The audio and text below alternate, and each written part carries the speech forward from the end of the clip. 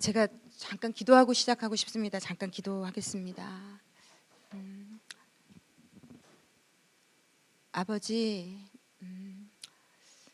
세상 방법으로는 안 되는 것 알기에 나왔습니다. 그냥 열심히 사느라고 살았는데 제 힘으로는 안 되는 것 더 알게 되었습니다. 아버지, 오늘도 당신의 방법을 저희에게 좀 알려주십시오. 우리가 가진 지식, 생각, 경험, 믿었다는 그 몇 년 신앙생활했고 나는 많은 것을 경험했다는 그것까지 내려놓습니다. 하나님이 새롭게 말씀해 주시고 새롭게 부어주셔서 우리를 새 부대로 오늘도 만들어 주십시오. 아버지, 기대합니다. 감사를 드리며 예수님의 이름으로 기도했습니다. 아멘. 네, 이제 2단원 제목은 지난주 제목은 나를 넘어 도전하게 하라였고요. 이제 2단원은 새로움을 꿈꾸라입니다. 그래서 오늘은 새로움에 대해서 좀 얘기를 나누려고 합니다. 이 책이 미래를 이끌어갈 인재를 키우는 하나님 자녀 교육입니다. 그러니까 미래에 대한 얘기가 이 책의 거의 모든 과에 나와 있습니다. 미래라는 것, 이 책을 읽다 보니 미래가 좀 무섭더라고요. 너무 급진적이고 너무 빠르고 우리가 이걸 다 따라잡을 수 있을까? 이럴 만큼 급진적으로 바뀌고 있는데 이 미래 시대에 가장 필요한 능력을 두 가지로 이 책에서 지금 저희가 공부한 이번 주 내과에서 얘기하고 있거든요. 20세기는 지금 저희가 21세기를 막 살게 되었어요. 그러니까 사실은 저희 여기 있는 모두는요, 사실 21세기 사람은 아닙니다. 20세기에 태어나서 20세기까지 다 살다가 잠깐 깔딱 넘어왔거든요, 지금. 그래서 저희는 사실 21세기 사람이라고는 할 수 없는 사람들인데 20세기의 키워드, 20세기를 관통했던 키워드는 뭐냐면 효율성이라고 하더라고요. 효율성이라는 게 뭔가 하면 최소한의 노력으로 최대 효과를 누리는 거. 그래서 그걸 가장 잘한 사람을 칭찬하죠. 작은 시간으로 많은 것을 이뤄냈으면 와, 진짜 대단하다. 진짜 작은 돈을 투자해서 진짜 많이 버는 사람일수록 우리가 다 부러워하고 인력 대비, 돈 대비, 투자 대비 이윤이 많은 거를 저희가 너무 좋아하는, 그래서 진짜 아이들이 높은 급으로 올라가기를 원하는 게 조금이라고도 진짜 돈 많이 벌고 진짜 명예 있고 그러면 저희가 최고로 여기지 않나요? 지금 20세기를 살았던 우리들은 내 새끼가 그저 그렇게 살아주기를 바랄 수 있겠어요. 우리는 그 시대에 자랐어요. 우리의 가치관과 세계관은 효율성 있는 일을 해야 된다. 그래서 애들이 의미 없이 보내는 시간을 보는 게 저희는 너무나도 괴롭죠. 이런 효율성 없는 일을 저 시간에 이런 걸 하면 안 돼. 이걸 해야 되는데 효율이 있어야 우리는 안심이 돼요. 그런데 여러분, 제가 이 책을 읽다 보니 지금 이미 이 시대에 태어나는 아이들은 효율성에 관심이 없어요. 관심이 없어요, 얘네들은. 아니, 제가 이 책을 읽으면서 좀 재밌다고 생각됐던 게, 그러니까 특히 여기에 그 연세 드신 우리 분들은 더 힘드신, 그래서 만약에 우리 따님들이나 아들이 자식을 키우는데 내도록 놀린다. 너무 근심이 많이 되실 거예요. 이게 도대체 뭐 하는 짓이냐, 쟤네들이. 이게 어떻게 해서 먹고 살려고, 이게 정말 큰일이구나. 그런데 이거 자체가 지금 벌써 되게 구시대적인 상황으로 넘어간다는 거죠. 110쪽 잠깐 펴보시겠습니까?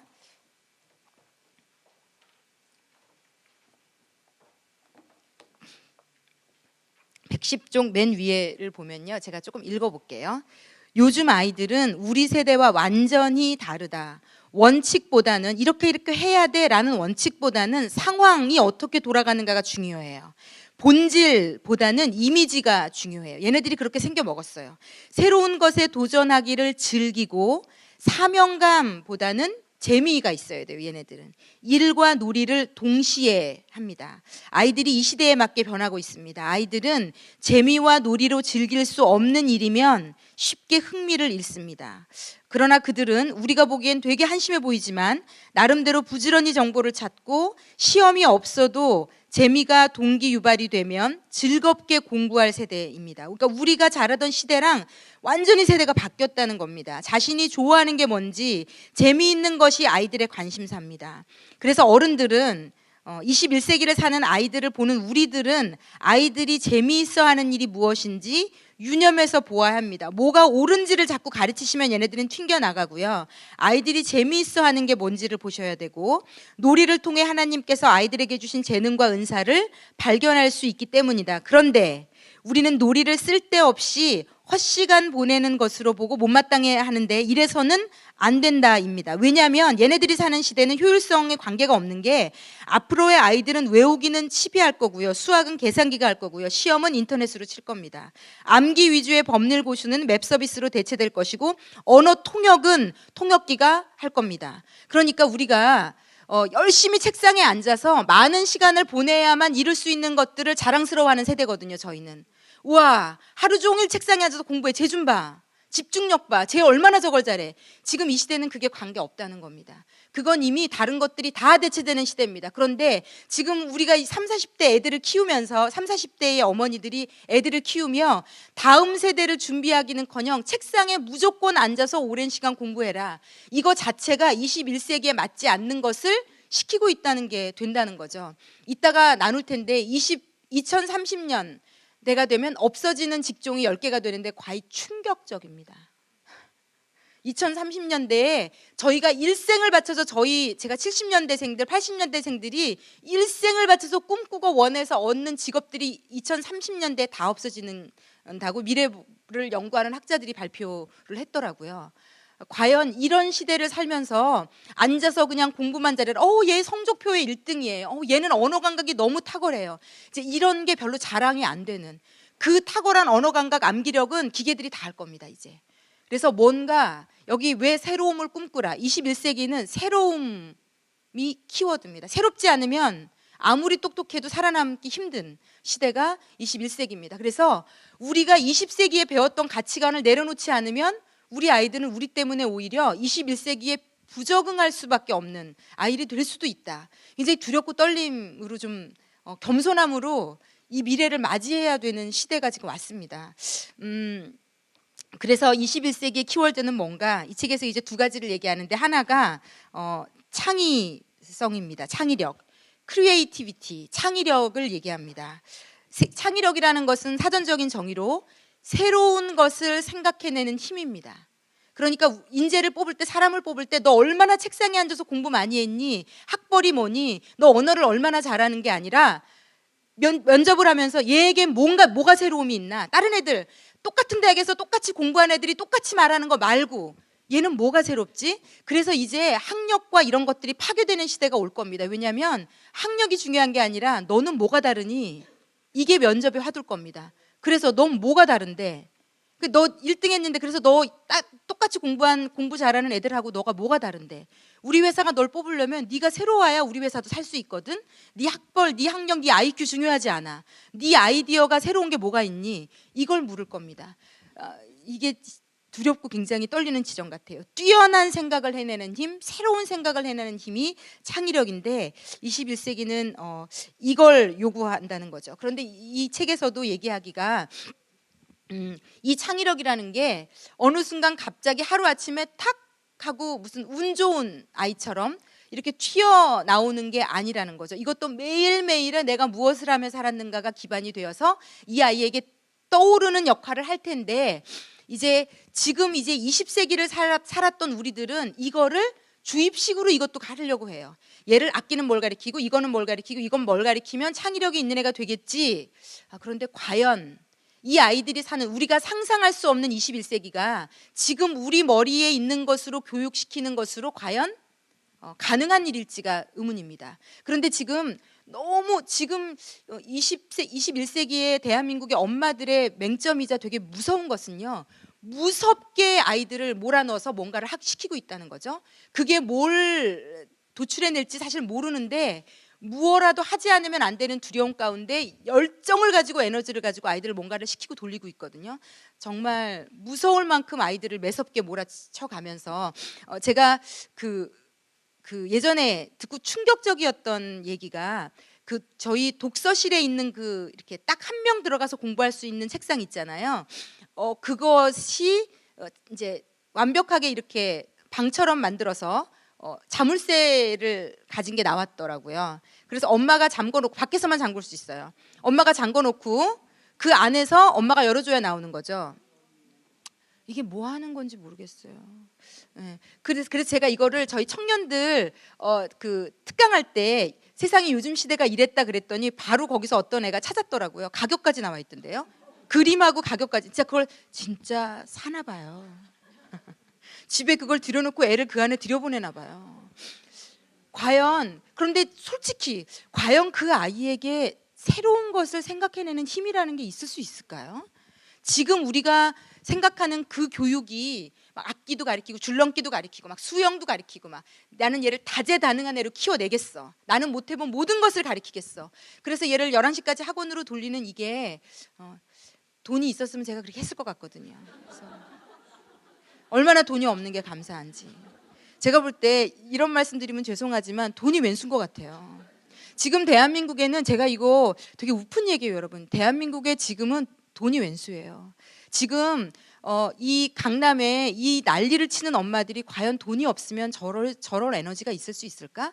제 제자 어머니 아버지가 책방을 하시는데 강남권인데요. 엄마들이 아이들을 학교에 보내놓고 자기들끼리 모여서 책방을 온대요. 그래서 거기서 책을 사서 그걸 가지고 이 아이를 어떻게 키울 것인가를 열심히 치열하게 연구하고 논의하고 한다고 하더라고요. 과연 그것이 우리 아이들의 21세기를 만날 수 있는, 그런데 여러분 하여튼 지금의 교육이나 선생님이나 이런 틀을 무시하라는 건 아니지만 특히 예수 믿는 엄마들은 다르게 볼 수 있어야 된다고 생각이 들어요. 지금 교육 제도에 내 아이가 그 선생님이 뭐라고 하는 어떤 것들, 특히 아이들이 부산하거나 좀 집중하지 못하거나 이런 아이들은 학교에서 득달같이 연락들이 오잖아요. 아이를 기도하면서 어떤 매너나 예의 범절은 반드시 가르치셔야 됩니다. 이 아이가 똑똑하다는 것으로 제가 이런 생각이 들어요. 20세기는 제가 늘 말씀드리지만 똑똑하다는 게 최강의 무기였어요. 공부 잘하고 똑똑하면 예의가 좀 없어도 되고 좀 선생님한테 싸가지 없어도 되고 다 용납되던 시대였어요. 그리고 그렇게 키워서 그분들이 다 정치, 경제, 문화를 잡고 있고 그것의 어떤 것들을 우리가 보고 있습니다. 그래서 제가 늘 말씀드리죠. 21세기는 서번트 리더십, 정말로 누군가를 섬길 수 있고 나만 생각하지 않는, 누군가를 키워낼 수 있는, 이 사람의 재능은 뭐니까 적재적소에 배치할 수 있는. 지금 이 책에서도 얘기하는 게 이제 창의력과 상상력을 두 가지를 얘기하면서 미래는 융합시킬 수 있는 사람, 통합시킬 수 있는 사람이 리더가 될 수 있어요. 여기 이 책에 제가 딱 웃었던 게, 우리는 한 우물만 파는 게 자랑이었고 대단히 강점이었고 이 사람 한 우물만 파서 저렇게 장인이 됐대가 대단한 일이라면, 이제 21세기는 한 우물만 판 인간은 그렇게 크게 성공은 할 수 없는 어떤 그런 통합시킬 수 있는 사람의 밑에서 일할 어떤 한 파트를 맡아서 일하겠죠. 그래서 이 통합시킬 수 있는 음악, 미술, 뭐 과학, 수학, 어떤 이런 각자 다른 분야를 녹여내서 새로운 것을 도출해낼 수 있게 리드할 수 있는 사람. 그래서 어떤 소설가가 과학자를 리드한다, 이렇게 제목이 돼 있어요. 작은 제목이. 소설가가 과학자를 리드한다. 왜? 소설가는 꿈꾸거든요. 창의력이 있고 상상할 수 있기 때문에 그냥 그 자리에만 앉아서 연구하는 사람을 적재적소에 배치할 수 있다는 거죠. 이 사람은 음악하는데 여기다 놓고 이것을 과학과 융합시켜서 이런 걸 만들어내고. 그래서 우리의 아이들을 어떤 한 분야, 얘가 잘하는 것에 너무 박수치면서 거기로 죽도록 시키는, 이것이 성공하는 시대가 이미 끝나가고 있는, 정말 좀 무서운 것 같아요. 우리는 그거는 차라리 그것만 하라 그러면 나을 것 같아요. 그런데 너무 다양한 것들을 막 융합시켜야 되는 이런 사람이 리더가 된다고 하니까 어떻게 해야 되지? 이런 생각이 들더라고요. 그래서 제가 이번 강의는 어떻게 보면 제일 어려웠는데, 책을 읽고 오는 마음이 강의를 준비하는 데는 최고 쉬웠어요. 대안은 딱 하나더라고요. 제가 나중에 그건 설명해 드릴게요. 또 뻔한 얘기 하겠구나 하실 텐데 이게 뻔하지가 않더라고요, 여러분. 네, 방법이 없어요, 제가 볼 때는. 그래서 상상력도 다른 사람이 생각해내지 않은 거를 상상하는 힘. 사실 이 세상도요, 그렇게 해서 지금까지 온 것 같아요. 처음에 라이트 형제가 비행기를 만들어낼 때 엄마는 되게 힘들었을 것 같아요. 엄마는 정말 괴로웠을 것 같아요. 막 보자기 가지고 뛰어내리고부터 시작했을 거 아니겠어요? 다리도 부러져 봤을 수도 있고 팔도 부러져 봤을 수 있고, 유난히 상상력이 많은 아이는 엄마를 괴롭힙니다. 좀 가만히 앉아서 공부만 해. 이게 얼마나 무서운 얘기인지. 가만히 앉아서 공부만 해. 얘는 아무짝에도 이제 쓸모없다는 거. 네, 이렇게 시대가 변하고 있다는 거. 그래서 그렇게 새롭게 생각하고 새로운 걸 자꾸 시도해보고 이랬던 사람들에 의해서 지금도 우리는 이 편리한 생활들을 하는 것 같아요. 그런데 정말 이제 21세기는 대놓고 다 그래야 된다라는 거죠. 어떤 특정한 사람들에 의해서 세상이 움직여 갔다면 이제는 너도 나도 새로운 생각과 아이디어를 내놓는 사람들에 의해서, 상상하는 사람들에 의해서, 꿈꾸는 사람들에 의해서 자, 이게 미래 시대라고 지금 얘기하고 있습니다. 자, 그렇다면 자, 저희 여기 대부분이 예수 믿는 엄마들인데 우리는 이 시대를 어떻게 맞이해야 될 것인가?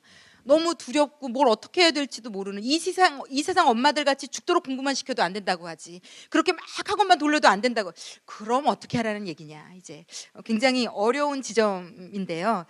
제가 이 책을 읽고 또 이번 한 주 동안 하나님이 기도하게 하시고 공부하게 하시면서 이 책의 오늘 이 주제가 아까도 말씀드린 것처럼 새로움을 꿈꾸게 하라가 주제입니다. 자, 이것을 제가 대전제를 놓고 설명을 드릴게요. 그래서 우리가 이 크리스찬 예수 믿는 엄마들이 해야 되는 일은 뭐냐면요, 예수 믿는 할머니들이 해야 되는 일은요, 그래서 더욱이 하나님이 키우시게 해야 됩니다. 제가 이걸 좀 설명을 드리려고 합니다. 오늘 새로움이라는 것은요, 이 온 우주 만물을 창조하신 하나님께 있는 거예요. 하나님이 가지신 거예요. 새로움이라는 것은 하나님의 영역입니다. 우리는 21세기, 22세기가 어떤 일들이 벌어질지 알 수 없지만 그 새로움의 주인이 되는 분이 하나님이세요. 그 새로움을 이끌어내시는 분이고 만들어내시는 분이세요. 하나님은 창조주거든요. 창조하시는 분이세요. 새로운 것을 만들어내는 분이세요. 그래서 그분 안에 다 있습니다. 그분 안에 다 우리가 아무리 날구겨도 그분 안에 다 있습니다. 제가 아까도 말씀드렸지만 119쪽 잠깐 펴보시겠습니까? 119쪽입니다.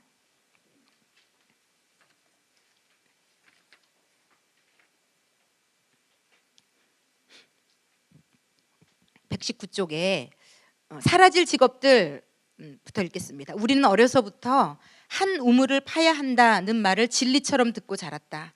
성공의 비결은 언제나 한 우물 파기였다. 사실 그동안의 사람들은 한 분야의 우물을 열심히 파야 자신이 원하는 것을 가질 수 있었고 자리를 굳힐 수가 있었다. 여기 이분이 몸담고 있는 한국 스트레스 협회라는 데도 있나 봐요. 여기에 보면 교수도 있고 의사도 있고 변호사, 기자, 방송인, 작가, 우리가 다 부러워하는 직업입니다. 각자의 분야에서 단단한 털을 잡은 그들이 10여 년 전부터 자신이 하는 일이 오래가지 못할 것이란 말을 하기 시작하더니 다른 분야를 공부하거나 활동하기 시작했다고 합니다. 그들의 예감은 맞아 떨어졌다. UN 미래보고서에서는 2030년이 되면 사라질 10가지 직업을 제시했는데 공교롭게도 이분들의 직업이 다 포함되어 있다는 거죠. 의사, 변호사, 기사, 기자, 교수, 의사, 변호사, 기사, 방송인, 작가, 대부분 사라질 것들이라는 겁니다. 2030년대가 되면 모든 전통적인 교실 수업의 90%는 개방형 온라인 교육으로 바뀌고 아이들은 인터넷의 모든 정보와 미 의회 도서관의 도서를 전부 읽어버린, 그러니까 슈퍼컴퓨터가 에게 질문하고 대답하는 것을 듣게 될 것이기 때문에 미래에는 지식을 가르치는 교사, 교수가 소용이 없다고 합니다. 그들은 다만 학생의 조력자, 인성훈련 담당자, 상담사 역할까지만 하게 될 것입니다. 의사도 사라질 거라고 합니다. 의료검진 기술의 발달로 지금도 로봇이 수술을 시작했죠. 그래서 진단이 인간 의사가 하는 진단보다 훨씬 더 정확하고 판단력이 빠른, 그리고 의사는 나이가 들면 손떨림도 있고, 저희 교회도 의사들이 많지만 수술할 수 있는 의사의 나이에 한계치가 있어요. 그래서 예전에 그 기사가 났더라고요. 50이 훨씬 넘으신 분인데 이제 자기가 손이 떨리기 시작하고 자기가 봐도 수술 능력이 떨어지는데 그렇게 수술을 해서 의료사고가 나기도 하고. 그런데 로봇은 그럴 일이 없거든요. 예, 이게 점점 좀 무섭고 놀라운 일이에요. 또한 종이가 소멸될 거라고 얘기합니다. 여러분 이렇게 책 안 볼 겁니다 이제. 근데 너무 아쉬워요. 아날로그 세대까지 경험한 저는 너무너무 아쉬워요. 근데 2030년대가 되면 뭐 거의 종이의 소멸과 함께 도서관, 우체국, 신문에 관련된 직종들이 다 사라질 것이라는 것. 백과사전은 CD로 대체되고 컴퓨터를 통해 정보를 무료로 제공받고 2050년대가 되면 현존하는 방송은 모두 사라지고 개인 방송, 개인 언론인으로 대체될 것이라는 것. 여기서 얘기하는 것보다 더 많이 변화될 수도 있습니다. 실로 그런데 이런 거 읽으면요 마음이 별로 기쁘지가 않더라고요. 저는 여러분도 그렇지 않으세요? 약간 두렵고 마음이 좀 힘들기도 하고 과연 적응할 수 있을까 이런 생각이 들기도 하고 아마 우리들 지금 40, 50대 3, 4, 50대 저희들의 손자 손녀들은 할머니 종이가 뭐야? 그걸로 왜 어떻게 책을 그걸 봐? 이렇게 얘기할 수도 있을 것 같아요. 그걸로 어떻게 책을 봤어? 그거 어떻게 넘기면서 그거를 우리가 지금 당연히 즐기던 것들을 우리의 손녀 세대들이, 손주 세대들이 요만큼도 이해를 못하고 할머니 진짜 옛날 사람이구나, 진짜 옛날 사람 이렇게 우리를 보지 않을까. 우리가 하는 얘기들이 다 너무 고리타분하게 슬프지 않을까. 이런 생각이 좀 들기도 하거든요. 상상이 안 되죠. 4년제 대학 시스템이 없어질 거라고 그러더라고요. 왜냐하면 너무 세상이 급속도로 변해서 4년 동안 배우고 나면 그 배운 거를 다 폐기해야 된대요. 이미 또 새로운 게 나왔기 때문에 그걸로 아무것도 못한다고 하더라고요. 그러니까 아마 교육 제도부터 이 모든 게 달라질 건데 이 달라질 거에 발맞춰서 우리 아이들을 키워내야 된다는 거죠. 지금 우리가 알고 있는 우리가 20세기에 그리워했던 것을 아이에게 시킬 것인가 굉장히 겸손함이 필요한 것 같아요. 미래를 살아가려면. 그래서 저는 오히려 우리 믿는 자들에겐 기회라고 생각합니다. 우리가 하나님 앞에 겸손히 방법이 없군요 라고 무릎 꿇을 수만 있으면요 하나님이 이 아이들에게 일하실 수 있을 거라고 생각해요. 새로움으로 이 아이들을 옷 입히실 수 있을 거라고 생각해요. 우리는 상상도 못하는데 엄마 머릿속에 저희 부모님 세대의 머리에 있던 것들을 지금 저희는 하고 있는 겁니다. 그런데 저희는 다른 세대인 것이 저희 머리에 있는 것을 우리 아이가 할 수 없는 세대로 돌입한, 그러니까 저희가 보면 이 변환기 시점에 있는 엄마들이에요. 특히 지금 여기 아이들이 어린 엄마들은 특히 더더군다나 그렇습니다. 그렇기 때문에 여러분에게는 특별히 엄마의 자격 중 최고는 새로움과 상상력이 필요해요. 여러분들에게 이미 창의력이 필요하고 새로운 것을 받아들일 수 있는 수용성이 필요하고 상상력이 필요합니다. 엄마가 그게 뒤떨어지면 아마 아이를 계속 내 틀 안에 가두려고 하면 이 아이는 21세기에 도태되는 아이가 될 가능성이 크기 때문에 참 두렵고 떨리는 지점입니다. 그래서 실제 영적 전쟁은 여기에 이제 있다고는 생각이 제가 들더라고요. 성경에 보면 하나님께서 아까도 제가 말씀드렸지만 하나님은 창조, 창의, 새로움, 그래서 성경에 새 자가 들어간 단어가 정말 많이 나와요. 여러분, 하나님은 새롭게 하시겠다고 작정하신 분이고 우리를 예수 믿게 하시는 순간부터 보라 이전 것은 지나갔으니 새 것이 되었도다. 저는 제가 일반 사람들이 하지 않는 생각을 기도하면서 받아가지는 게 진짜 많아요. 제가 아까 어떤 사람을 만날 때도 하나님이 저에게 알려주시거든요. 그 사람이 지금 이걸 놓고 상담을 하는데 그 사람의 진짜 문제는 그게 아니야 라고 얘기하시는 경우가 대부분이고요. 실로 놀라워요. 눈에 보이는 그 사람은 이것 때문에 저를 만나러 오는데 하나님은 이게 아니고 그 더 밑바닥에 있는 다른 문제 때문이야를 건드려 주셔서 이 사람을 새롭게 만드세요. 그러므로 우리가 우리 아이들을 새롭게 키울 수 있는 키는요 정말 하나님에게 있습니다. 이건 정말 여기가 교회고 기독교니까 또 하나님 얘기구나가 아니라 진짜 우리 아이들을 새롭게 키울 수 있는 능력은 그분에게서부터 옵니다. 제가 예전에 예를 들어드렸던 예화인데요. 80년대인가 어떨 때 제가 제 지인이 얘기해 준 겁니다. 정말 믿음 좋은 대학생이 있었는데 그 부모는 예수 믿지 않았던 분인데 제가 지난주에도 제 제자 예도 들어드렸지만 이런 일들이 무궁무진해요. 80년대만 해도 수의학과는 그렇게 인기 직종이 아니었어요. 왜냐하면 대한민국이 그렇게까지 잘 사는 과도기 막 올라가고 있었기 때문에 나 먹고 살기도 바쁜데 개를 무슨 그렇잖아요. 지금 점점 이렇게 애완견이나 이런 시대적 니드가 생긴 것은요 우리가 그만큼 잘 살고 있다는 반증입니다. 나 먹고 살기 바쁜 사람이 내 새끼도 단칸방에서 제대로 공부 못 시키는데 무슨 돌아다니는 개에게, 이거는 개를 함부로 대해도 된다 이런 차원과는 다른 얘기예요. 우리의 시야, 생각 자체가 미칠 수 없는 지점에 있다는 거죠. 그런데 그 시대에 이 친구가 공부를 좀 잘했어요. 그런데 기도하면서 자꾸 하나님이 그 당시는 공과대가 최고 탑이었던 시대거든요.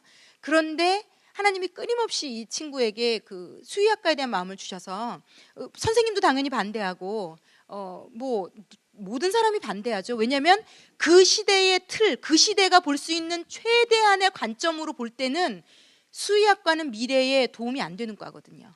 공대는 정말 좋은, 미래가 창창한, 그래서 반대를 했는데 이 친구가 하나님이 끊임없이 마음을 주셔서 결국은 수의학과를 갔고요. 이 친구가 졸업하고 이 친구가 활동하는 90년대 후반 2000년대가 되면서 대한민국이 잘 살게 되면서 갑자기 여기저기에 동물병원이 생기면서 수의과 의사들이 완전히 뜨게 되는 상황.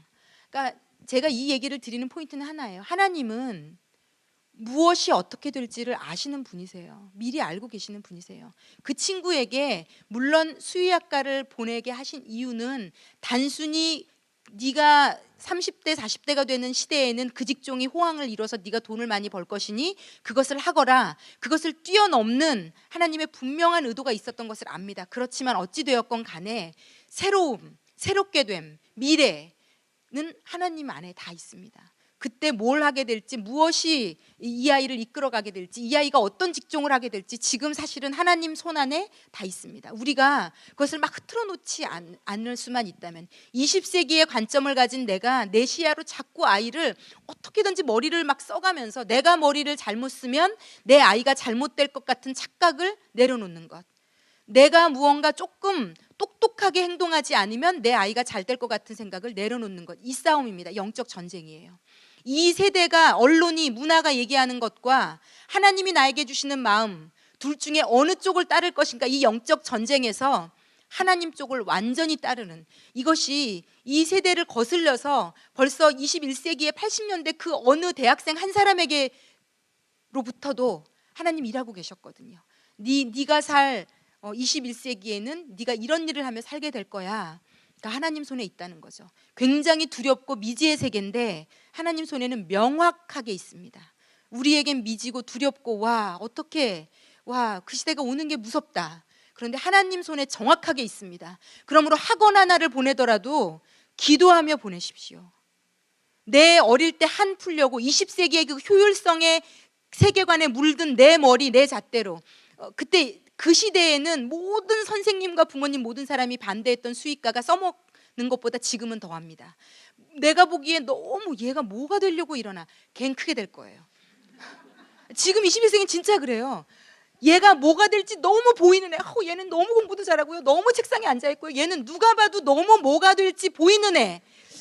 조금 오히려 진짜로요, 진심으로 걔가 굉장히 제한된 영역에 일할 수 있습니다. 제한된 영역에서 일할, 그게 나쁘다 좋다가 아니라 그게 다가 아닐 수 있다는 거죠. 제 포인트는 이겁니다. 우리가 20세기에 너무 자랑하고 엄마 어깨에 뽕 들어가던 그런 것들에서 겸손해지시라고 하는 얘기입니다. 내 애가 그런데 수능하고 뭔가를 잘한다는 것에 우쭐하시지 말라는 얘기입니다. 교만하시지 말라는 얘기입니다. 21세기의 걔가 어디서 뭘 하고 있을지 아무도 모른다는 얘기입니다. 어차피 모른다면 겸손하시자는 얘기입니다. 일희일비하시지 말자는 얘기입니다. 내 아이가 이걸 잘해, 하나님 앞에 겸손히, 두렵고 떨림으로. 이 아이가 살아갈 21세기가 너무 모르는 시대이기 때문에 이런 직업들까지 다 사라진다고 얘기하니까, 변호사 같은 사람들, 이런 우리가 너무 꿈꿨던 직업들이 이미 힘을 잃었고 그때 되면 다 없어진다고까지 하니까, 하나님, 아이의 조금 공부 잘하는 것으로, 선생님께 칭찬받는 것으로, 반대도 마찬가지입니다. 아이가 조금 못한다는 이유로, 선생님에게 힘들게 하는 어떤 그런 얘기를 듣는다는 이유로 위축되고 좌절하시지 마시라는 것.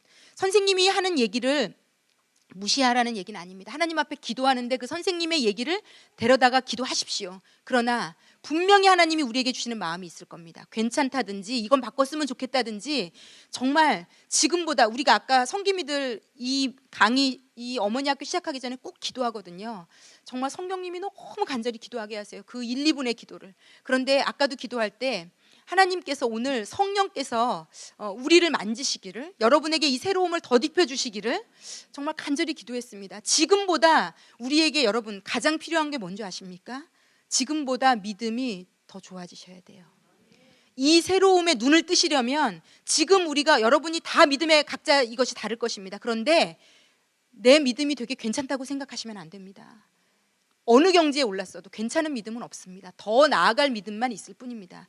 제가 죄송한데 한마디 부탁드리고 싶은 게 있습니다. 이 조에서 토론하실 때 어떤 분이 얘기를 할 때 한 분이 대답해 주는 형식으로 나누지 마시는 것을 부탁을 드립니다. 여기가 믿음이 좋은 사람과 믿음이 나쁜 사람이 있어서 믿음이 좋은 사람은 믿음이 안 좋은 사람을 가르쳐야 되는 모임이 아닙니다. 저는 너무 두렵고 떨림으로 이 강의록을 만들고 와서 여기서 하나님의 음성을 대신해서 저는 어떻게 하면 나를 비울까, 내 경험을 비울까, 내 생각을 비울까, 내가 알고 있다는 이 알량하고 IQ 몇 밖에 안 되는 인간, 이 40몇 년을 산 진짜 별거 아니거든요. 제 안에 아무것도 없거든요. 이런 인간의 말 하지 않도록 하늘의 하나님의 놀라운 지혜가 저의 입을 통해 전달되기를 기도하고 있거든요. 그런데 여러분, 우리 안에 예수가 계시고 그 예수가 우리를 이끌어 가야 됩니다. 우리가 믿음이 있다는 것으로 누군가를 가리키려고 하는 우리의 나쁜 습성을 내려놓아야 되거든요. 왜냐하면 우리가 그 잣대로 내 남편도 자꾸 가리키려고 하고, 보통은 다 남편들이 아내보다 믿음이 없더라고요. 그래서 남편들이 더 예수를 못 믿어요. 왜냐하면 아내가 하도 가리켜서요.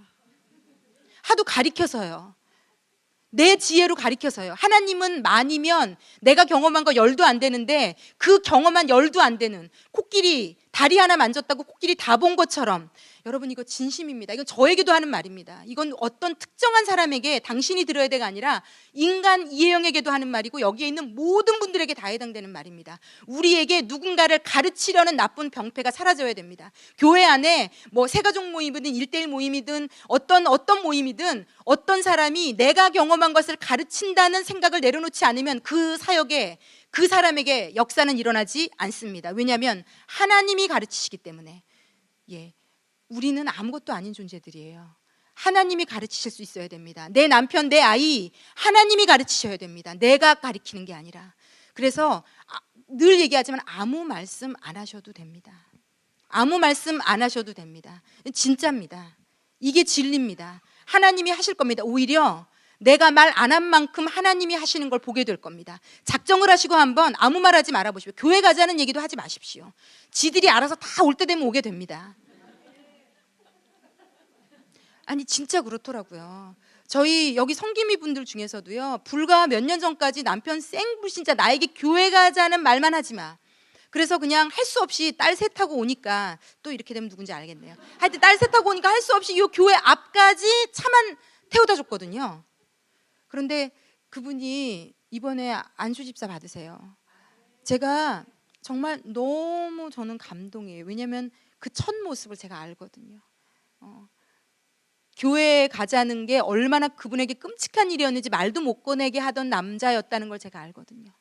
그런데 그냥 아내가 묵묵히 열심히 예수 믿었어요. 어머니 학교하고 신앙생활하고 자기가 바뀌었어요. 근데 남편이 교회로 오더라고요. 여러분 정말 착각하시면 안 돼요. 내가 뭔가 하나를 잘못해서 하나님의 영광을 가린다거나 이런 일은 없습니다. 우리가 그렇게 대단한 존재가 아니에요. 이런 믿음이 없으면 예수 믿고 이상한 짓 해요. 우리가 목사로 이상한 짓 하고요. 마치 내가 뭔가를 할 수 있는 양, 목사니까 뭔가를 할 수 있느냐? 아니요, 아무것도 할 수 있는 거 없습니다. 인간 이해영에게는 아무런 능력이 없어요. 저에게 무언가 좋은 게 있다면 하나님이 저를 통과해서 하시는 겁니다. 다 하나님의 것입니다. 그것이 목사인 저에게만 믿음이 되시면 안 되고, 엄마요, 아내요, 여자인 여러분에게 믿음이 되셔야 돼요. 하나님이 하신다는 건, 내가 하는 거 아니라는 건. 내 딸, 내 자식 손가락 하나 건드릴 수 없습니다. 키워보셔서 아시잖아요. 내 말 듣던가요? 아이들이? 안 듣습니다. 이제 17된 아이도 먹어라 말아라, 저녁에 왜 이렇게 늦게 먹냐, 하나도 안 통합니다. 그런데 하나님이 하시면 듣더라고요. 하나님이 하시면 듣더라고요. 이 아이가 내가 10번 얘기해도 안 되던 것을 하나님이 감동 주시면 하더라고요. 이렇게 사셔야 됩니다. 이제부터 우리의 인생은 이렇게 살아야 됩니다. 기도하고 기다리고, 입 다물고 기다리고 기도하고 입 다물고 기다리고, 가르치지 말고, 교회에 나와서도 누구 가르치려고 하지 말고. 가르치는 병폐가 여자들에게 특히 있습니다. 여자들에게 있어요. 이 본능 안에 있어요. 통제, 내가 말해서 내가 말한 걸수록 누구를 움직이고 싶어하는 본능적인 욕심이 있어요. 예, 우리가 이걸, 저도 마찬가지입니다, 여러분. 이걸 내려놓을 때 하나님 일하십니다. 내가 I'm nothing, 내가 아무것도 아니라는 것 처절하게 느껴야 됩니다. 내가 아무것도 아니라는 것 처절하게 느껴야 됩니다. 어떤 엄마가 좋은 엄마인가? 내가 내 뱃속으로 낳은 내 새끼지만 아무것도 해줄 수가 없구나. 이거를 정말 그냥 느끼시면 안 되고요, 뼈저리게 느끼셔야 돼요. 여러분, 저희 남편이 뇌졸중으로 쓰러져서 병원에 있을 때 내가 사랑하는 남편인데 아무것도 해줄 수 있는 게 없더라고요. 여러분, 어떤 아이가 지금 산업체 갔다가 고3 아이 죽었잖아요. 기사 나고 난리잖아요. 우리가 할 수 있는 게 아무것도 없습니다.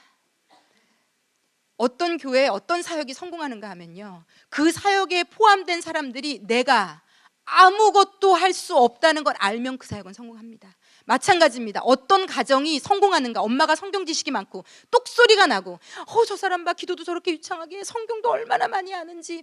이런 가정이 잘 되는 게 아니고요, 엄마가 내가 아무것도 할 수 없어서 하나님 앞에 그저 우는 사람. 하나님, 제가 아무것도 할 수 없어요. 저는 어느 학원을 보내야 되는지, 뭘 어떻게 해야 되는지, 음식 하나도 뭘 제대로 먹여야 되는지, 저에게는 실제 그런 두려움이 있거든요. 일하는 엄마잖아요. 제가 저녁을 해서 먹이는데 때로 많이 마음이 불편할 때가 있어요. 하나님, 정말 요리 잘하고 영양학적으로 똑똑한 엄마들은 이런 것까지 머리로 생각해서 아이에게 요리해주고 키운다는데, 하나님, 저는 너무 지혜가 없어요. 지혜도 없고 지식도 없어요. 또 아이가 또 워낙에 또 까다롭기도 해요. 그래서 제가 하나님께 그것까지, 하나님, 저는 어떻게 해야 될지 모르겠어요. 그렇게 키웠더니 지가 알아서 키도 컸더라고요. 제가 드시는 걸로 볼 때는 키가 크면 안 되게 드시는 분이거든요, 그분이. 근데 그냥 다 제가 아무것도 할 수 없다고 한 영역에서 아이가 컸더라고요. 여러분, 이거 너무, 오늘 모든 강의를 다 접어도 이게 진리입니다. 하나님, 제가 아무것도 할 수 없어요. 하나님, 모르겠어요. 저 못하겠어요.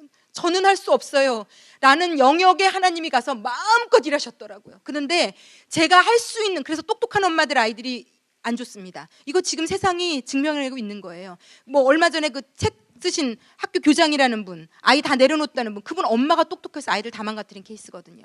엄마가 똑똑하지 않을수록, 그래서 하나님 앞에 완전히 무릎 꿇을 수 있을수록 그 아이는 잘 됩니다. 아내, 어떤 남편이 안 되는가? 아내가 너무 똑똑한, 그래서 말이 많은, 말로 다 쇼부 보려고 하는 아내, 입을 다물고 뒤에서 묵묵히 기도하며, 하나님, 너무 어려워요. 아내 노릇 진짜 어렵네요. 너무 모르겠네요. 우리 남편을 이해할 수 없네요. 하나님 하시라고, 하나님 하시라고, 하나님 하시라고 조르고 또 조르고 입 다물고 가만히 있으면 하나님의 때에 하나님이 오게 하시고 사람도 붙여주시고 은혜도 받게 하시고, 내가 억지로 데려다 놓아서 그 주일에 하필이면 우리 남편이 제일 싫어하는 설교 담임 목사가 하고 완전히 열받아서 평생 교회 안 나오겠다고 결심하게 만들지 마시고. 이거 되게 중요한 얘기예요. 내 힘으로 한 영역에는 반드시 하나님이 없고요, 거기엔 부작용이 따라 나타납니다. 억지로 애를 새벽에 깨워서 새벽에 앉혀놔서 내 마음대로 한 그 영역에는 부작용이 반드시 나타납니다. 하나님은 우리가 힘쓰고 있는 곳에 팔짱 끼고 방관하세요. 그래, 그럼 네가 해봐라. 하나님은 우리와 같이 일 안 하세요. 하나님이 일하셔야 됩니다. 하나님은 속성이 그러하세요.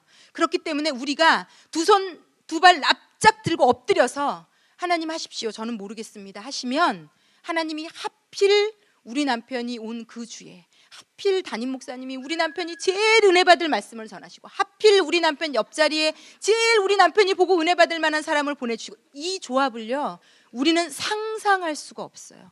그런데 우리가 일할 때 그 조합은 또 우리의 상상을 초월해요. 정말 하필 담임 목사님이 평소에, 우리 담임 목사님 평소에 저런 얘기도 안 하시더니 왜 하필 우리 남편 왔을 때 저런 얘기 하시나. 아니, 진짜 그럴 수 있더라고요. 실 예들을 제가 들어보니까 내가 했을 때 내 의지, 내 노력, 내 수고, 우리 남편은 기엽고 믿음 있게 하리라.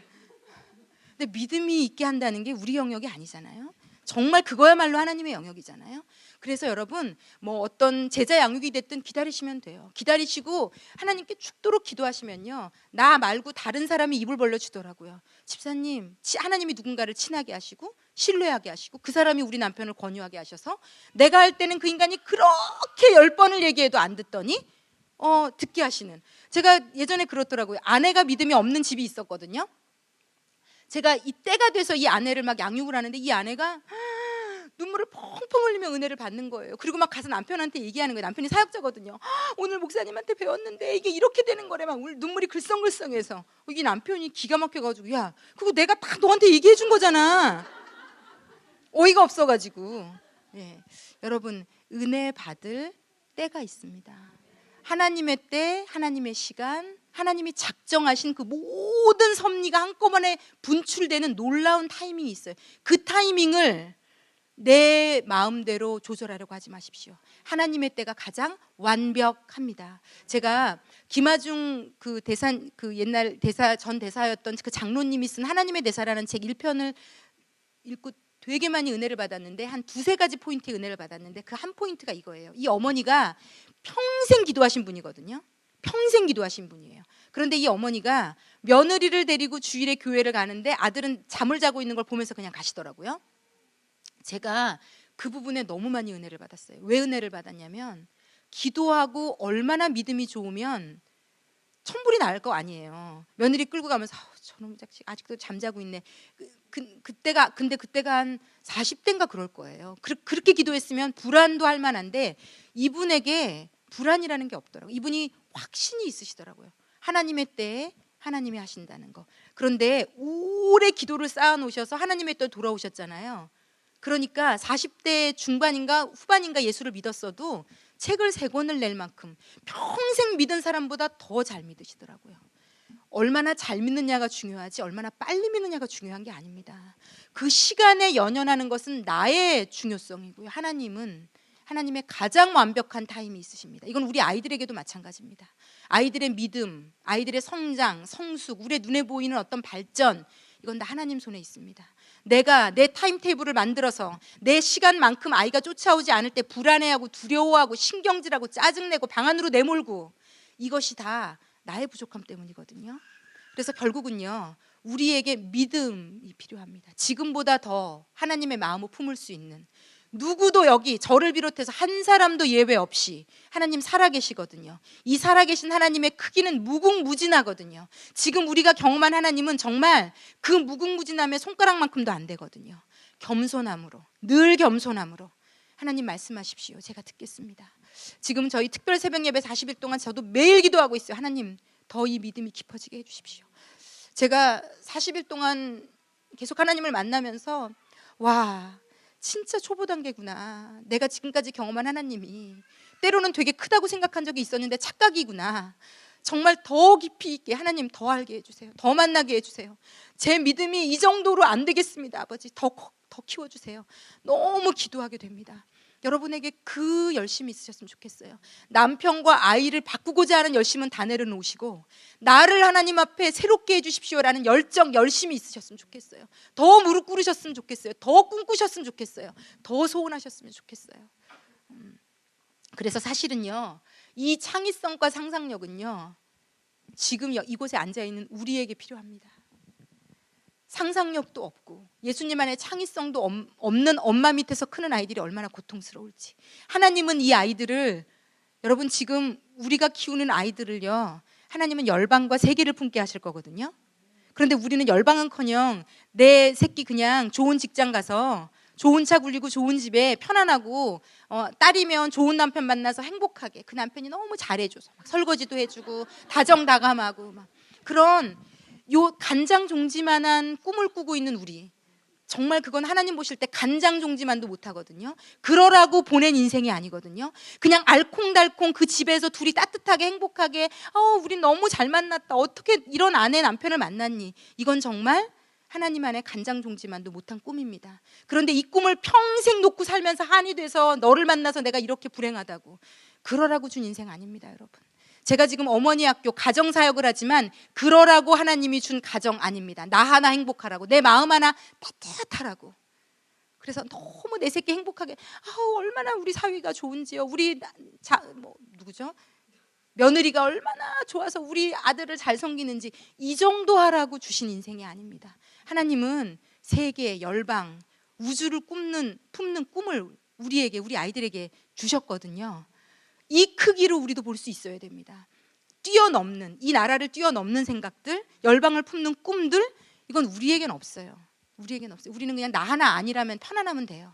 근데 이건 하나님은 그렇지 않아요. 그래서 사실 영적 전쟁이고 하나님과 우리의 싸움은 이 지점에서 일어납니다.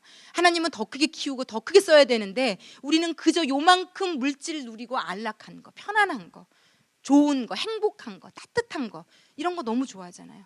그런데 하나님은 거기서 끄집어내서 너 그 정도 하라고 내가 부른 거 아니거든. 이 교회를, 이 나라를, 열방을 품으라고 자꾸 깨우시는 거거든요. 이 새로움, 창의력, 상상력 안에 열방이 있습니다, 여러분. 세계가 있습니다. 그리고 엄마가 이 꿈을 꿀 때, 이것을 위해서 뒤에서 기도하며 밀어줄 때, 저는 저희 아이를 놓고 열방을 위해서 기도하기로 작정했거든요. 이 아이를 열방, 세계를 향한 하나님의 꿈이 있다고 말씀하시더라고요. 그래서 제가 그것을 아멘 하고 받았습니다. 공부를 잘하고 부모가 어떻고 이런 차원이 아닙니다, 여러분. 하나님이라는 아버지의 그늘 밑에 있는 아이들입니다. 우리 아이들은 자꾸 나를 비춰보지 마십시오. 내 새끼라고 생각하지 마십시오. 내가 없어도, 내가 비껴도 그 아이는 하나님과 연결되어 있습니다. 하나님이 키우시는 열방을 품을 아이들입니다. 그 꿈을 엄마인 우리가 먼저 꿔야 됩니다. 사실 이 책에서 얘기하는 모든 자녀 교육이 먼저는 우리에게, 나에게 적용되셔야 됩니다. 그래야 엄마가 먼저 꿈꾸고 상상하고, 엄마가 먼저 새로워지고, 그 새로움을 계속 받아 가져서 아이가 잠깐 학교에서 성적이 안 좋고 선생님께 잠깐 혼나고, 여러분, 제가 예전에도 말씀드렸지만 어떤 가정에 10년째 속썩이는 아이가 있어요. 하나님 그 신방와 달라고 부탁해서 가면서 너무 마음이 부담이 돼서, 하나님 그 집 가서 뭐라고 말해야 될까요? 10년 동안 애가 게임 중독에 속썩이는 집 가서 뭐라고 말해야 될까요? 매일매일 하나님께 물어보는데 하나님이 내가 책임진다라는 말씀 주셨고, 두 번째, 그 엄마에게 가서 믿음 안에서 더 무릎 꿇으라고 하고 일희일비하지 말라고 얘기해줘라. 침소봉대하지 말라고 얘기해줘라. 일희일비, 이거 둘 다 나쁜 거거든요. 작은 거에 너무 기뻐하는 거, 어머 내 새끼가. 그리고 작은 거, 선생님의 연락 하나, 선생님의 말 하나에 죽었다 살아났다 하는, 그것이 바로 믿음 없음의 끝판왕입니다. 믿음 없음의 끝판왕. 작은 애의 똑똑함 하나에 엄청 교만해지고, 작은 유치원, 초등학교 하나에 선생님이 아이를 힘들어한다는 그 하나에 다 죽어서 얘의 미래가 끝난 것처럼 일희일비하는, 믿음 없음의 끝장이 그 일희일비 안에 다 있기 때문에 그렇게 하지 말라고 가서 전해줘라. 제가 10년 동안 고통하는 엄마에게 가서 그대로 심부름하고 왔거든요. 같이 울면서 기도하고 왔거든요. 우리의 믿음 없음을 회개하고 왔거든요. 아이 놓고 기도 안 하고요, 엄마들의 믿음 없음을 회개시키셔서 회개하고 왔습니다. 여러분, 우리가 일희일비하지 않을 수만 있다면, 하나님이 우리 아이들을 새롭게 만지시게 빗길 수만 있다면, 방에 걸리적거리지 않을 수 있고 뒤에서 무릎 꿇고 앉아서 죽도록 기도할 수 있다면, 이 아이의 인생은 반드시 성공합니다. 반드시 새로워집니다. 이 아이가 21세기에 최적합한 리더가 될 수 있을 겁니다. 이 책을 읽어도 알 수 있지만 결국은 모르겠다거든요. 어떻게 키우시겠습니까? 결국은 모르겠는 이 시대에 20세기를 산 사람들이 지금 교육을 만들고 있거든요. 그 틀 안에서 죽어라고 거기에서 어떻게든지 머리 들이밀어 1등 시켜보겠다고, 그렇게 사는 것이 무슨 의미가 있겠습니까? 전 미래를 다 쥐고 계신 하나님, 그분의 틀 안에서, 그분의 그 안에서 마음껏 뛰어놀아야 되지 않겠습니까? 제가 그러면서 하나님께서 이 책에서 얘기하고 있는 게 있어요. 창조층이라는 새로운 얘기를 하더라고요. 101쪽 한번 펴보겠습니다.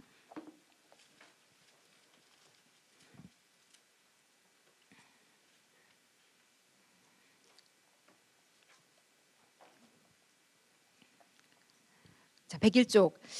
이제 누구나 창조하고 발명하는 시대가 도래했다. 창의적인 아이디어는 21세기를 사는 사람들의 계층을 변화시킨다. 창조층이라는 말을 들어보았는가? 이제 경제학자가 한 말인데요. 21세기에는 빈곤층, 중산층, 상류층, 그리고 그 위에 창조층이라는 새로운 계층이 뜬다는 것이다. 그러니까 창의성, 창조성이 거의 모든 것을 다 지배한다고 봐도 되죠. 넷째 줄 좀 밑에 교육이 신분 상승을 위한 수단으로 사용되어 온 것이 사실이다. 우리나라 교육이 특히 그렇다. 제가 이 말이 너무 무서웠어요. 그래, 교육은 좋은 사람이 되고자 받는 건데 대한민국은 교육이 신분 상승 수단이고 모든 엄마들이 지금 눈에 불을 켜는 이유가 내 새끼 공부 많이 시켜서 나보다는 더 높은 신분에서 살게 하겠다는 거잖아요. 솔직히 다 그렇잖아요. 이게 잘못됐다는 겁니다. 크게 잘못된 겁니다. 특히 예수 믿는 우리의 관점으로는. 그런데 상류층보다 더 높은 계급이 있다면 세상적으로도 눈이 번쩍 뜨일 일이다. 우리는 이미 세상 창조의 기원부터 창조층이 되라는 명령을 받았다. 하나님이 창조하신 것을 다스리고 복이 되게 하라는 명령이 창세기 1장에 첫사람을 만들면서 하나님이 얘기하십니다. 다스리라고. 그리고 그 다스릴 모든 지혜와 능력은 내가 주겠다고. 다스리라고. 이게 우리의 사람된 본분이에요, 여러분. 다스리는 창의와 창조와 새로움을 가지고 끊임없이 뭔가를 정복하는, 다스리는. 그래서 여러분, 이 아이들 예수 안에서 키우면요, 다스리는 자들 될 겁니다. 다스리는 자, 창조하는 자, 창조층으로 성장하게 될 겁니다. 어떻게 하면 얘가 상류층이 될까? 조금 나은 층이 될까? 우리가 좀 이것에서 벗어나서요, 그렇게 기도하십시오. 하나님, 창조층으로 살게 해주십시오. 제가 다윗과 그 요셉과 다니엘을 보면서 이들을 하나님이 지금부터 한 3천 년 전에 그렇게 키우셨더라고요. 다윗도 광야를, 그런데 여러분, 이 창조력이요, 어디서 나오는지 한번 생각해 보셔야 돼요. 과연 학원에서 나올 것인가? 정말로요. 제가 그러면서 하나님이 이 강의를 준비하면서 우리가 너무 잘 알고 있는 세 사람을 그냥 딱 주시더라고요, 저에게. 내가 너희에게 성경에 이 세 사람을 줬다. 내가 키우면 어떻게 되는지 샘플로 준 거다. 저희 어머니들에게도 이 사람들이 도전이 됐으면 좋겠어요. 다윗이 학교에서 공부하지 않았거든요. 목동으로, 아버지의 8째 아들 중에 제일 멸시받던 아들이에요. 오죽하면 아버지가 이 아들은 불러오지도 않잖아요. 선지자가 와서 아들들 쭉 세우라는데 목동으로 늘, 그러니까 밭에 나가서 양치는, 그러니까 집에 거의 하인급처럼 있었던 것 같아요. 그런데 하나님이 작정하셔서 이의 목동의 시간을 다 물맷돌을 쓰고 골리앗을 무찌를 수 있는 시간으로 만드셨거든요. 그리고 그가 광야에서 15년을 쫓겨다녀요. 우리가 보자면 우리 아이들 인생에는 절대 있어서는 안 될 시간인데 하나님이 허락하신 광야 15년은요, 다윗에게 처음 통일왕국의 왕이 되게 하는 리더십을 키우는 장소였어요. 한 500~600명의 사람들이 아둘람 공동체가 만들어지고 거기서 그들을 먹이고 살리고 입히면서 기도하면서 무릎 꿇으면서 하나님으로부터 받아서 리더십을 발휘하는 것을 연습하고 훈련하는 시간. 요셉도 마찬가지입니다. 요셉의 그 놀라운 창의력. 그래서 다윗이요, 여러분, 전쟁에 가장 탁월한 왕이었는데요, 전쟁에 나갈 때마다 그때 당시 2~3천 년 전에 없던 지혜로 다 싸웠어요. 그때마다 하나님이 다른 방법을 주셨거든요. 그러니까 새로움의 끝판왕으로 싸웠어요. 그래서 늘 인력난에서 늘 훨씬 모자랐고요, 무기면에서 이스라엘이 늘 뒤처졌어요. 완벽하게 뒤처졌는데 그 하나님의 새로움과 창의력을, 그 지혜를 받아서 순종했을 때마다 하나님이 다 이기게 하셨어요. 자, 이제 우리가 선택해야 됩니다. 어디를 쫓을 것인가? 요셉도 마찬가지입니다. 요셉이 야곱이 물고 빨던 때는 아무것도 못하던 사람이거든요. 그런데 노예와 감옥의 죄수로 지나면서 하나님이요, 행정 능력을 그때 다 훈련시키셨어요. 그러니까 이 창조 능력이라는 게요, 가만히 앉아서 엄마가 기도하면 얘에게서 뿅 생겨갖고 얘가 대단해요 이렇게 된다는 게 아니라는 거죠. 하나님이 반드시 이 아이에게 거치게 하는 놀라울 만큼의 인내하고 기다리고 아파야 되는 시간이 있고 그 이후에 이 창조력과 상상력이 힘을 발휘한다는 거죠. 이거 잊으시면 안 됩니다. 이건 제가 지금 저에게도 하는 얘기입니다. 이 얘기는 무슨 얘기인가? 우리 아이들에게 반드시 광야의 시간, 죄수로서 노예로서의 시간, 하나님이 쓰시기로 작정했다면 머스트 있습니다. 반드시. 없다면 안 쓰신다는 반증입니다. 그러므로 제가 볼 때 우리 엄마들은요, 그 시기를 어떻게 기도하며 이겨내는가가 우리의 가장 중요한 포인트입니다. 그 아이의 광야의 시기, 노예와 죄수 때 훈련받는 그 시기에 뒤로 빠져서 어떻게 하면 노예로 빼올까 하고 돈 모으고 그 가서 사람 알아보고 뒷돈 넣어주고 이런 거 하거든요. 우리 엄마들이 감옥에 가서 그 간수에게 그 가장 윗선을 만나려고 노력하며 어떻게 하면 내가 내 지혜로 얘를 빼올까. 다윗의 부모라면 어떻게 하든지 내가 사울과 로비를 잘해서 내 아들을 광야에서 끝나게 할까. 근데 이게 저희가 웃는데요, 저희가 늘 하는 일이 이거예요. 어떻게 하면 내 새끼 안 아프고 안 힘들고 안 고생할까? 안 아프고 안 힘들고 안 고생하면 하나님이 쓰실 수 없습니다. 그때 이 아이의 창조력과 상상력이 크는 시간입니다. 크는 시간입니다. 여러분, 우리 명심합시다. 정말 그 시기에 하나님 어디 갔냐 그러고 난리 날 거거든요. 우리가 내 새끼 아픈 거는 내가 아픈 건 차라리 보는데 내 새끼 아픈 건 못 보거든요. 난리가 날 거거든요. 근데 내 새끼가 아니라는 사실, 하나님 새끼라는 사실, 여기부터 하여튼 시작이 되지만 어찌되었건 요셉이요, 이집트의 총리 제2인자가 돼서 지금도 깜짝 놀랄 만한 토지법을 만들어서 지금까지도 그게 성경에 기록되어 있고 화제되거든요. 그 시대에 어떻게 이런 행정력과 지혜가 있을 수 있었을까? 근데 하나님이 주셨거든요, 그걸요. 근데 그것이 죄수로 노예로 있을 때 노예로 있었는데 그 집의 장군이 다 맡겼어요. 집안 살림을. 네가 다 한번 이 돈 가지고 네가 하인들 다 부려가면서 적재적소에 배치해가면서 네가 진두지휘 해가면서 다 해봐라. 하나님이 그때 이미 훈련시킨 겁니다. 야곱이 안 시키고 매일 물굴 빨고 하니까 하나님이 노예로 보내서 그 큰 집안 살림을 다 살아보게 하신 겁니다. 그리고 감옥으로 옮기셔서 간수가 요셉을 믿고 죄수들을 다루는 걸 다 맡겼거든요. 사람들 다루는 거, 사람들을 파악하는 거 힘은 그때 다 배웠어요. 그리고 나서 총리가 되자마자 이 사람에게 번뜩이는 지혜는 거기서부터 시작된 겁니다. 물론 하나님이 주셨지만. 그래서 여러분, 어느 날 갑자기 엄마가 기도했더니 얘가 그냥 그 자리에 올랐어요가 아니라는 거. 반드시 하나님이 이 아이를 그 광야에서, 그리고 그 죄수 감옥에서 뭔가를 계속 할 수밖에 없이 만들며 얘를 키우는 시간을 반드시 주실 거라는 거. 그리고 그 시간에 우리는 뒤에서 열심히 기도해주며 밀어줘야 된다는 것. 빼내오려고 하지 말고 같이 무릎 꿇고 앉아서 함께 울며 그 시간을 같이 통과해주는 엄마가 돼야 된다는 거. 아내가 돼야 된다는 거.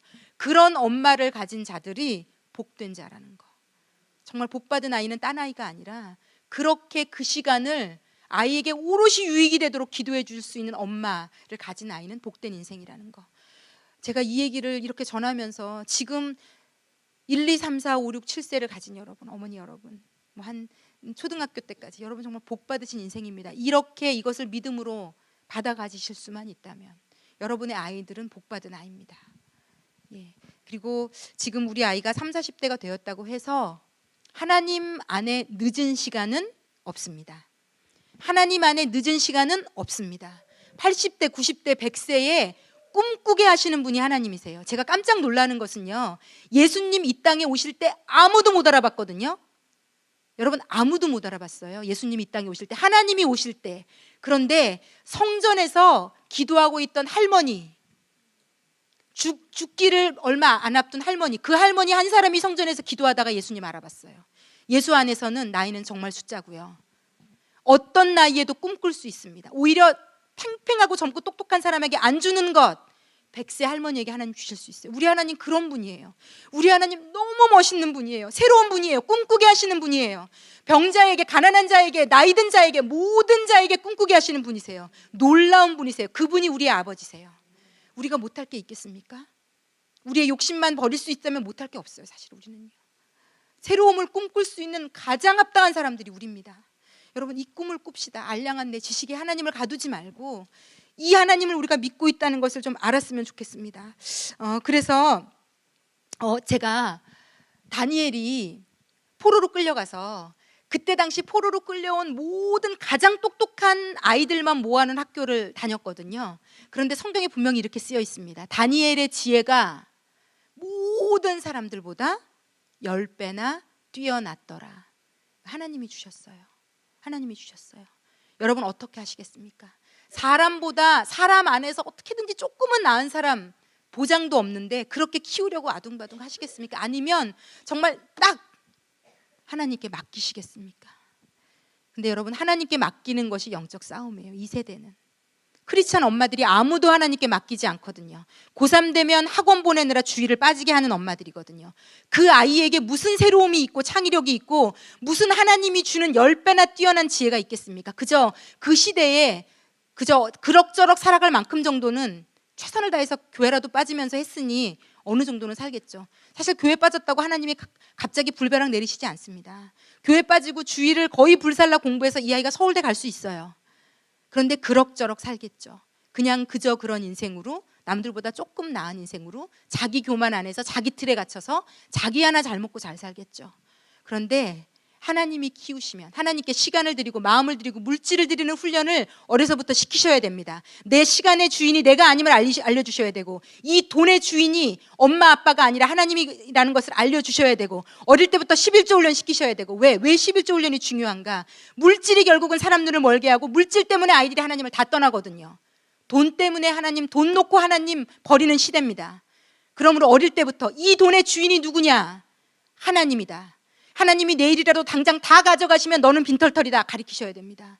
물질 훈련 시키셔야 되고요. 시간 훈련, 하나님께 반드시 너의 시간은 다 네 게 아니다. 하나님이 너 목숨을 오늘도 붙여주신 거다. 네가 오늘 사는 이유 하나님이 주신 목숨이다. 내일 하나님이 데려가시면 너의 목숨은 네가 5살이라도 없다 가르치셔야 됩니다. 시간, 물질, 내 삶 전체의 주인이 하나님이심을 모르고 자라는 인생은 새로워질 수 없고 상상할 수 없고 쓰실 수 없습니다. 21세기 최고의 인재는 하나님께 자기 시간의 주인이 하나님이심을 아는 자, 물질의 주인이 하나님이심을 아는 자, 나의 주인이 하나님이심을 아는 자. 그래서 나를 쳐서 복종시켜 하나님이 원하는 길에 나를 내어드릴 수 있는 자만을 하나님이 쓰십니다. 착각하시면 안 됩니다. 조금 똑똑하면 하나님이 쓰실 거라고 착각하시면 안 됩니다. 조금 똑똑해서 잘 되려면 예수 안 믿으셔도 됩니다. 우리가 예수마음 프로젝트에서 배우지 않았습니까? 이 세상에서 똑똑해서 잘 살려면 지금부터 여러분의 아이들이요, 예수 안 믿는다고 해서 똑똑하다고 얘기 들은 아이들 바뀌지 않아요. 그 똑똑함 그대로 남아있을 겁니다. 언어적인 능력, 수학적인 능력, 예수 안 믿어도 여러분이 죽도록 시키면 더 개발될 겁니다. 이거 혼동하시면 안 돼요. 믿음이 있으면 내 아이가 더 똑똑해질 거고 믿음이 없으면 무식해질 것. 아니요. 이미 주신 것들이 있어요. 외모랄지 지식이랄지. 그런데 그 외모와 지식으로 뭘 하며 살 건가가 다르다는 겁니다. 예수 안 믿어도 똑똑하게만 키우고 싶으면 교회 열심히 안 다니셔도 됩니다. 이게 무서운 지점이에요. 그래서 그것 때문에 열심히 교회 다니고 열심히 어머니 학교 하신다면 죄송한 일입니다. 그 정도는 안 다니셔도 돼요. 아무것도 안 하셔도 돼요. 원래 가지고 태어난 걸로 어느 정도 할 겁니다. 그런데 자기 하나 잘 먹고 잘 사는 정도 아마 하겠죠. 잘 되면. 그런데 하나님은 우리를 그러라고 이 땅에 보내시지 않았거든요. 이 꿈을 엄마들이 꿀 수 있어야 됩니다. 그래야 내 아이가 달라질 수 있습니다. 내 아이의 시간을, 내 아이의 물질을, 내 아이의 재능을 주셔서 쓰시고 싶어 하는 분이 계십니다, 여러분. 그 아이의 시간과 재능과 은사를 주신 주인이 있어요. 내 아이 게 아니에요. 왜 우리가 내 아이 너무 이거 잘해요, 똑똑해, 왜 내가 교만합니까? 하나님이 당장 가져가시면 내일 내 아이 그게 없을 수 있어요, 여러분. 이게 현실이에요. 내 아이와 우리의 현실. 교만하시면 안 됩니다. 자만하시면 안 됩니다. 아무것도 아닌 일에 낙심하시면 안 됩니다. 하나님이 하시면 내일 당장 더 높은 자리에 세워주실 수 있습니다. 예, 우리가 왜 힘든가? 엄마로 아내로 왜 힘든가? 믿음이 없어서 힘든 겁니다. 왜 의심하였느냐? 믿음이 적은 자들아. 예수님이 이 땅에 오셔서 야단치실 때 그 말밖에 안 하셨어요. 제자들에게는. 너 왜 이거 기도 열심히 안 했니? 그렇게 아무것도 얘기 안 하셨어요. 믿음이 없는 자들아. 왜 의심하였느냐? 믿음이 없는 자들아. 이게 예수님의 가장 가슴 아픈 한탄이셨어요. 지금 엄마요 아내로 살아가는 우리에게도 마찬가지입니다. 하나님이 가장 가슴 아픈 지점은요, 뭘 잘하고 못해서가 아니라 왜 이다지도 너는 믿음이 없니? 네 아이 네 게 아니라 내 건데 왜 이렇게 아무것도 아닌 일에 일희일비하니? 왜 이렇게 믿음이 없니? 남편도 마찬가지고요. 왜 별것도 아닌 일에 이렇게 죽을 것처럼 난리니? 내가 있잖아, 내가. 나는 도대체 너에게 무슨 의미니? 무슨 존재니? 라고 하나님 물으십니다. 마지막으로 제가 나누고 싶은 게 있습니다. 저희 제가 134, 135, 134, 135를 적어놨네요.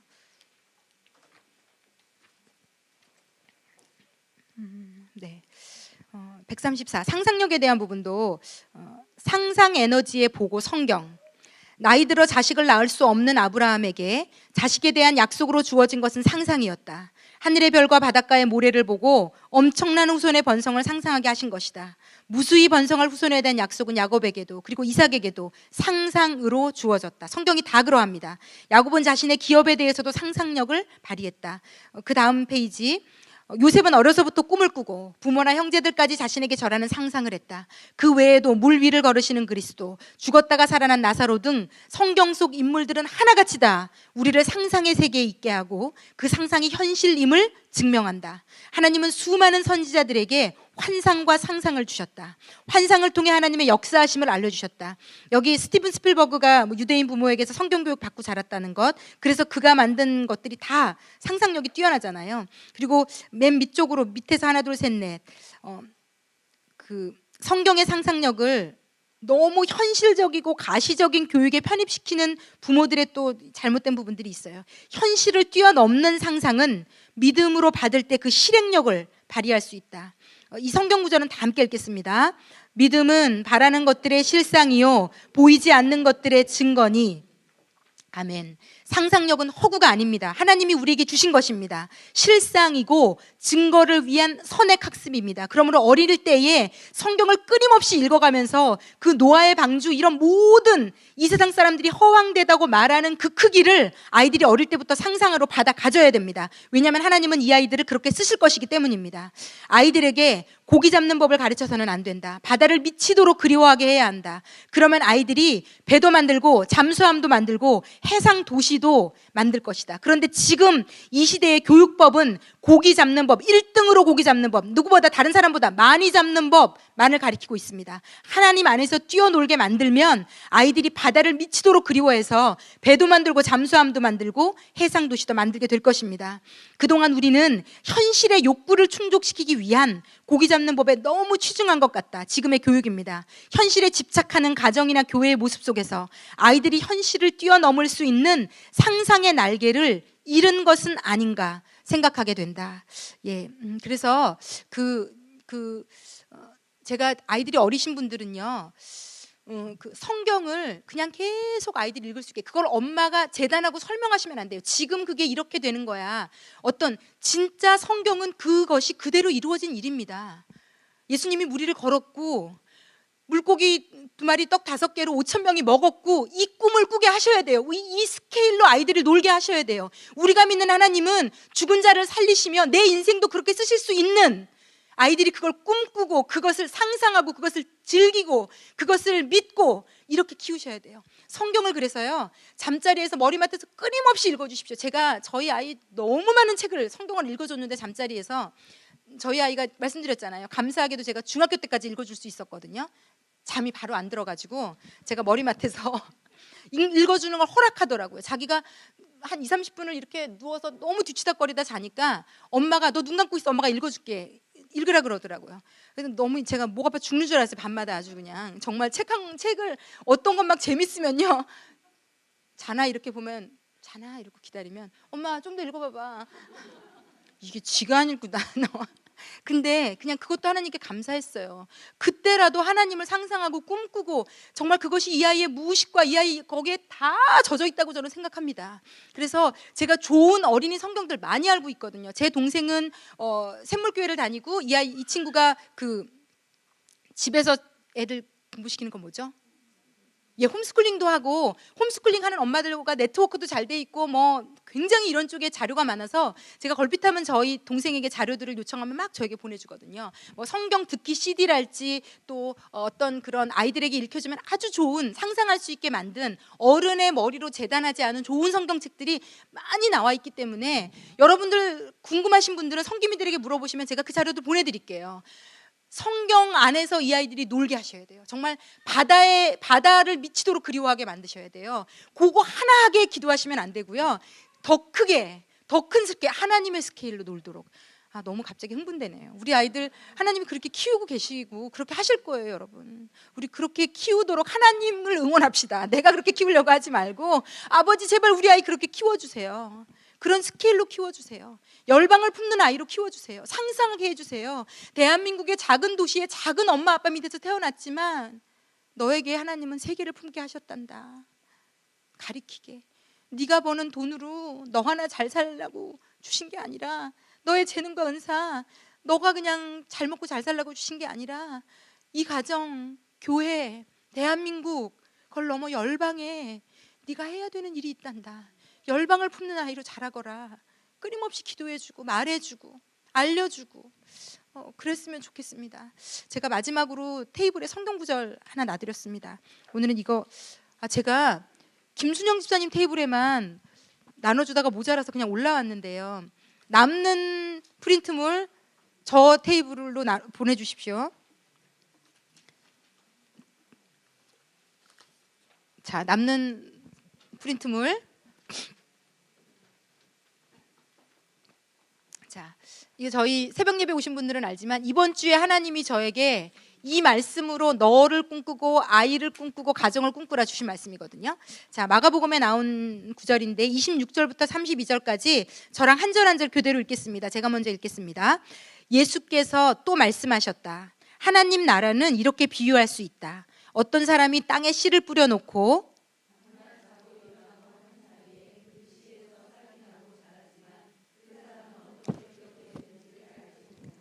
땅이 저절로 열매를 맺게 하는데, 처음에는 싹을 내고 그 다음에는 이삭을 내고 또 그 다음에는 이삭의 알찬 나달을 낸다. 예수께서 또 말씀하셨다. 우리가 하나님의 나라를 어떻게 비길까? 또는 무슨 비유로 그것을 나타낼까?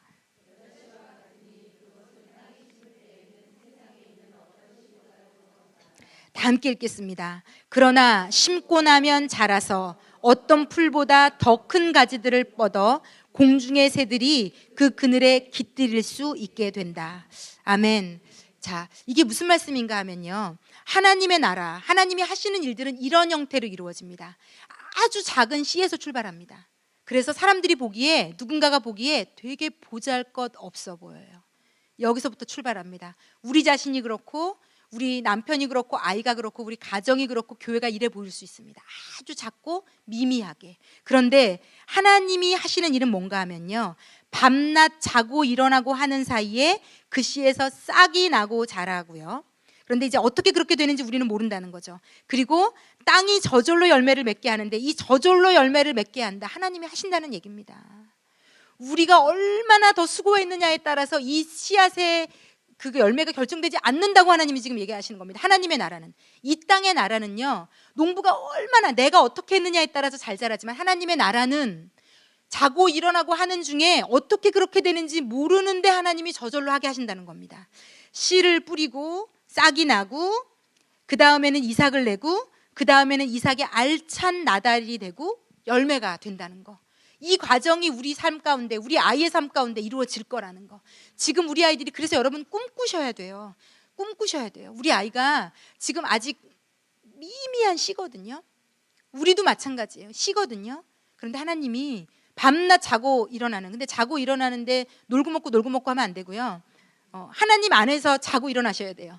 예수 안에서 예배하며 기도하며 말씀 보며, 이 예수라는 분 안에서 밤낮 자고 깨고 일어나면요, 우리가 알지 못하는 사이에 우리도 싹이 되고 이삭이 되고 나달이 되고 열매가 될 거고요. 우리 아이들, 정말 여러분, 우리 아이들이요, 이 아이들의 이 씨가 저절로 밤낮 자고 일어나고 하는 사이에, 엄마의 그 눈물의 기도와 밤낮 자고 일어나고 하는 사이에 언제 이렇게 됐는지 모르지만 싹이 날 거고요, 이삭이 될 거고요, 나달이 될 거고 열매가 될 겁니다. 그리고 두 번째 비유, 겨자씨와 같은데 이게 씨 중에서 제일 작대요. 눈에 보기에도 작은, 구분하기 어려운. 그런데 이 씨가 커서 아름드리 나무가 돼서 다른 새들이 막 깃든대요. 하나님의 꿈은 우리를 이렇게 만드는 겁니다. 아름드리 나무가 돼서 누군가가 깃들어서 우리 때문에 누군가가 잘 되는, 우리 때문에 누군가가 복을 받는, 우리 때문에 어떤 다른 사람들이 좋은 경험을 하게 되는.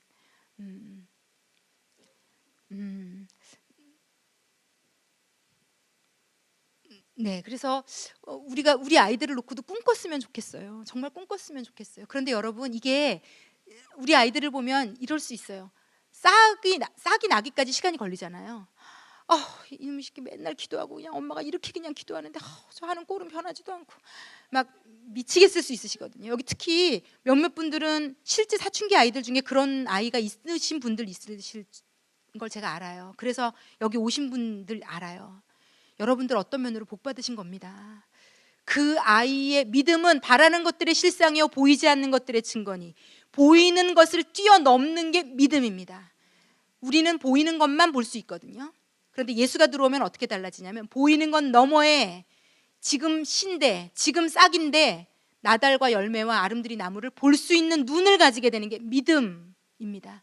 그 지금 가출하고 힘들게 하고 속썩이고 어렵게 하는 그 아이를 보면서 기도하고 있다면 꿈꾸셔야 돼요.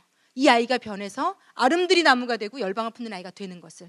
이게 영적 전쟁이에요. 아이가 보여주는 만큼 보는 것은 누구나 하는 겁니다. 그런데 보여주지 않는 것을 보는 것은 믿음의 영역입니다. 그리고 싹이 매일 가서 물 주는 것 같아도 안 나는 것 같을 때, 그런데 땅 밑에선 자라고 있거든요.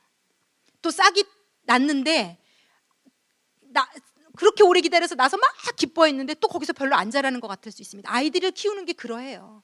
그런데 또 인내하고 또 기다리고 또 기도하고 그러면 이 아이가 또 자랄 겁니다. 그리고 자라는 과정 가운데 비바람도 불 거고 가뭄도 날 거고 말도 못하는 시련이 이삭 가운데 있을 거거든요. 그러면서 이 이삭이 단단해질 겁니다. 영글어 갈 겁니다. 그래서 하나님이 이 아이들 열매로 키우실 겁니다.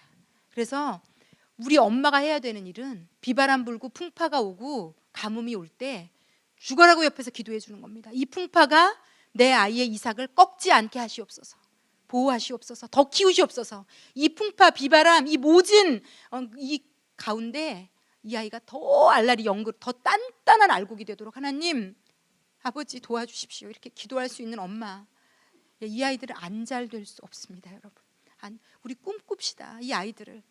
자, 그런데 제가 오늘 새벽에 기도하면서 어제 기도하고 준비하면서 하나님이 저에게 들려주신 말씀이 있어요. 이건 제가 지난 화요일에 말씀 전할 때도 들려주셨는데 엄마들에게 하나님이 전하라고 하셨어요. 뭘 전하라고 하셨냐? 여자로 엄마로 아내로 너는 꿈꾸고 있니? 이렇게 물어보시더라고요. 여러분 우리 아이 우리 남편 우리 가정 전에 일단 내가 먼저 있거든요. 여러분이 여러분 자신을 꿈꾸셔야 돼요. 여러분이 미미한 씨인데요. 그걸 하나님이 심으셨거든요. 그리고 그 씨에 예수를 넣어주셨거든요. 여러분 우리 안에 예수 있어요. 여러분 안에 예수가 있어요. 여러분을 하찮고 보잘것없고 그냥 뭐 내 인생 어차피 이제 다 정해졌고 우리 남편 저런 사람 만났고 애는 또 이렇고 그냥 이렇게 살다가 뭐 별거 있겠어요. 여기서 별거 있습니다. 여러분 별거 있겠어가 가장 믿음 없는 생각이에요. 나에 대한 하나님 앞에 가장 큰 죄입니다. 별거 있겠어 내 인생? 별거 있습니다. 여러분 먼저는 여러분 인생이 하실 겁니다. 여러분이 여러분 자식을 위해서 그냥 마루타처럼 보내신 인생이 아니라 여러분 각자를 향한 하나님의 꿈이 있어요. 그걸 먼저 꿈꾸셔야 돼요. 내가 신데 내가 그 모진 여러 가지 상황들 가운데 자랄 것이고 싹이 날 거고 이삭이 될 거고 열매를 맺을 거라는 거. 내가 아름드리 나무가 될 거라는 거. 내가 지금 이 나이 이 상황 이 여건에서도 할 수 있는 일이 있고 더 중요한 거는 지금 나에 대해서 하나님이 꿈꾸고 계시다는 거. 꿈을 품고 계시다는 거. 나만이 할 수 있는 하나님이 꿈꾸는 영역이 있다는 거. 제가 하여튼 우리 찬양 인도하는 집사님 이것만 안 하게 해달라고 저한테 빌었던 분이에요. 믿어지세요? 목사님 저 제발 그것만 안 시키면 어머니 학교 할게요. 지금 상상할 수 제가 그때 아버지 저번 못하겠다니 안 시키겠습니다. 이렇게 하나님이 그런데 그렇게 마음을 안 주시더라고요. 제가 한 게 아니라 여러분 제가 했다고 생각하시면 큰일 나시고 제가 한 게 아니라 하나님이 마음을 주셔서 안 됩니다 집사님 하십시오. 그래도 이렇게 하나님이 씨가 이삭이 되고 열매가 막 되고 이렇게 하더라고요. 그래서 제가 막 해외에서 농담으로 제가 그래요. 해외에서 막 영상 듣고 은혜 받았다고 집사님 우리 다른 나라 갑시다. 비행기 한번 타봅시다. 제가 막 농담으로 여기서 막 오 하나님 하지 말고 우리가 비행기 타고 가서 한번 해봅시다. 막 제가 농담으로. 그럼 지사님이 아멘 네 목사님 막 지금 그러시거든요. 네, 아니 진짜 그래요. 제가 저를 보고 저 10년 지기 이상 되신 분들 있잖아요. 여기 지금 뭐 우리 성경 집사도 마찬가지. 저 10년 이상 보신 분들 여기 있거든요. 제가 이렇게 하나님이 저에게 이런 사명을 주시고 이런 일을 하실 줄 이거 꿈도 못 꿨던 일이거든요, 여러분. 꿈도 못 꿨던 일이에요.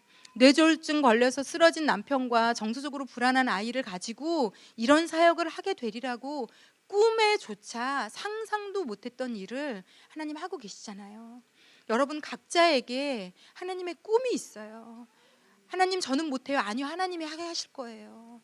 그래서 우리 꿈꿉시다. 먼저는 내가 나에 대한 꿈을 꿔야, 내가 하나님으로부터 충만해져야, 그래 하나님이 나를 통해 뭔가 하시겠구나. 그러니까 내 영혼 안에 열정, 감사, 소망 막 이게 꿈틀꿈틀 돼야 내가 내 아이를 바라볼 때 여유가 생겨요.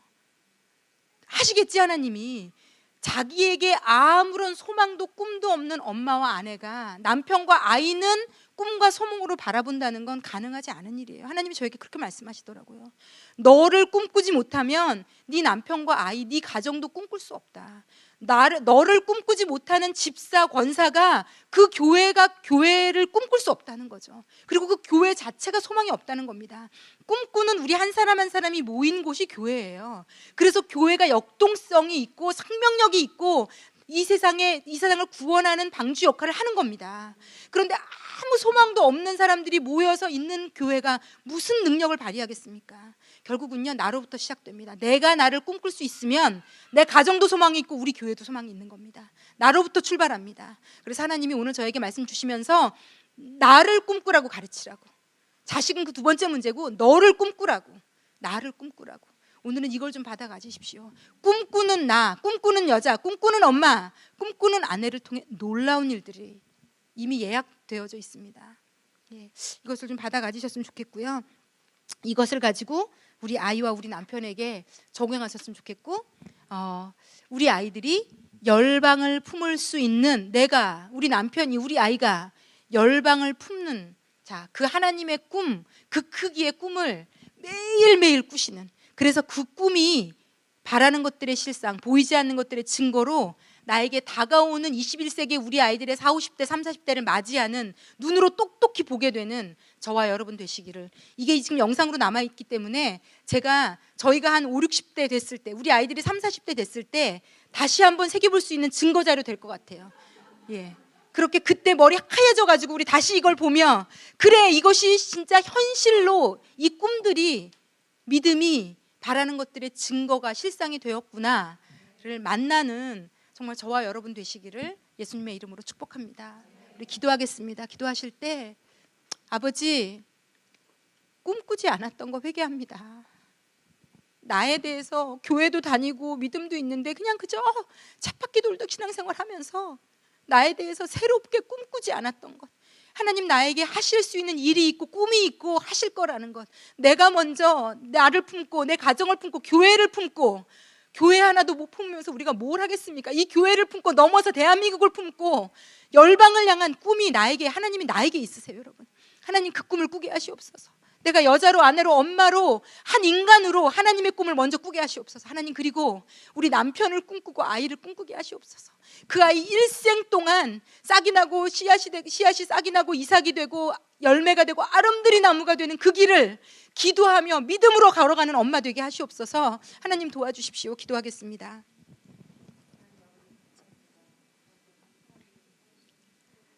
사랑하는 하나님 아버지, 하나님의 이 원대한 꿈꾸게 하시는 이 큰 하나님의 바다에서 저희가 사는 자들 되기 원합니다. 저희 내면에 있는 불신앙들이 떠나가기 원합니다. 믿음 없음이 떠나가기 원합니다. 나는 할 수 없으나 하나님은 하실 수 있다고 믿음으로 선포하게 하시옵소서. 하나님, 우리 엄마들이, 아내인 저희들이, 여자인 저희들이 믿음을 가지고 먼저 꿈꾸게 하시옵소서. 나를 꿈꾸게 하시고, 내 남편을 꿈꾸게 하시고, 아이를 꿈꾸게 하시고, 내 교회를 꿈꾸게 하시고, 대한민국을 넘어 열방을 품게 하시옵소서. 우리가 먼저 아름드리 나무로 자라는 꿈을 꾸게 하시옵소서. 그리고 하나님, 이 21세기 미래를 살아가야 되는 우리 아이들, 하나님, 이 꿈꾸는 엄마가 뒤에서 기도하며 밀어주게 하시옵소서. 하나님의 그 원대한 바다에서 원 없이 상상하며 창의력을 가지고 마음껏 성장할 수 있도록 믿음을 가르치게 하시옵소서. 믿음 있는 자로 키우게 하시옵소서. 놀라운 하나님의 역사를 보는 자들로 키우게 하시옵소서. 아버지, 기대합니다. 아버지, 너무 기대가 됩니다. 제 인생도 기대가 되고 우리 아이들의 인생도 기대가 됩니다. 꿈꾸는 엄마로 믿음 가지고 걸어가게 하시옵소서. 감사를 드리며 예수님의 이름으로 기도했습니다. 아멘. 아멘.